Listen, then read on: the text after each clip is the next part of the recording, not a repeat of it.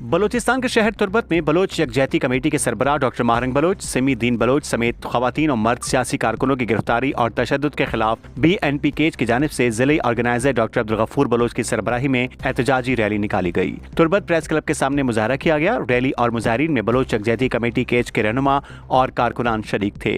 BNP के मरकजी committee के रुकन और जिले organiser doctor Abdul Ghafoor Baloch, senior रहनुमा Naseer Ahmed Gichki, Haji Abdul Rehman Shambezai, deputy organiser Sher Riaz Ahmed, all parties केज के कन्वीनियर नवाब शंबेजई और सियासी कारकुन वसीम सफर ने खिताब किया।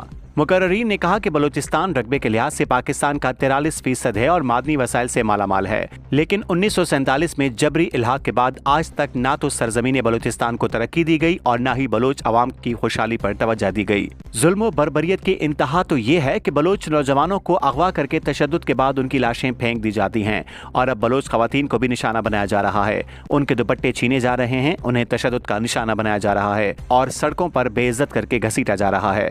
उन्होंने कहा कि जो लोग बलोच खवातीन के दुपट्टे फाड़ रहे हैं, हकीकत में उनकी अपनी बेटियां और बहनें दुपट्टा पहनती ही नहीं, इसीलिए उन्हें इज्जत और दुपट्टे की हुर्मत का कोई एहसास नहीं। मुकर्रीन ने मजीद कहा कि बलोच कौम रियासत की सख्तियों और धमकियों से मरूब नहीं होगी। ये जबरो इस्तबदाद गुज़िश्ता 70 सालों से जारी है। पहले ये गैर एलानिया था, लेकिन अब खुलकर ऐलान किया जा रहा है। बलोच कौम अगवा, तशद्दुद, गिरफ्तारियों और मस्क शुदा लाशों से खौफजदा नहीं होगी। बलोच एक बहादुर कौम है और अपने हक और इज्जत के लिए आखिरी सांस तक मज़ाहमत जारी रखेगी।